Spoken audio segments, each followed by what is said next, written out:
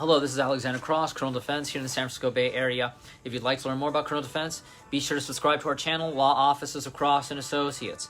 So we received an interesting inquiry here on our YouTube channel.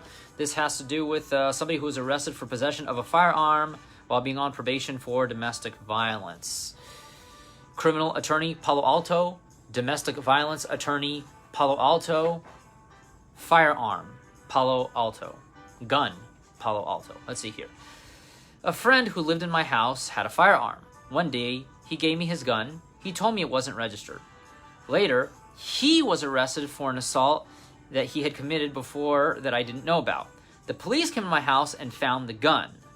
I was arrested because I had a pending domestic violence case and I could not have a firearm in possession. Yeah, that's right. That's right. If you are convicted of a felony, or if you're convicted of domestic violence, whether or not it goes down as a misdemeanor or a felony, you cannot possess a firearm. You cannot possess a firearm.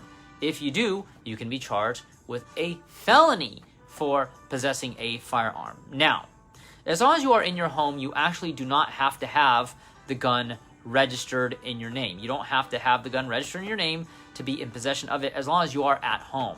If you have it in your car or something like that, that's another story. But at home, it does not have to be registered in your name. It's actually not a crime to not have a gun registered, as long as the gun's not stolen, obviously. That's stolen property, that's another story. But in this situation, if you have any felony convictions or domestic violence convictions, you must never be in possession of or have any kind of control over a firearm. If you do, you can be charged with a felony, and that felony will be far more serious than the original charge. Not only that, but heaven forbid you're still on probation for that domestic violence case. Oh, that's a bucket of worms right there, because you could get up to the maximum sentence for that domestic violence case now by way of a probation violation. And if it was filed as a misdemeanor, that's up to 1 year in the county jail. But if it was filed as a felony here in the state of California, that carries up to 4 years state prison. Regardless, if you'd like to learn more about criminal defense, be sure to subscribe to our channel, the Law Offices of Cross & Associates. But if you've been accused of a crime and need representation in court, call us at 1-800-862-7677. Once again, 1-800-862-7677.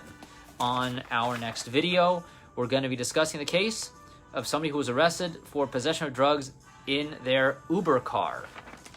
Criminal attorney, Palo Alto.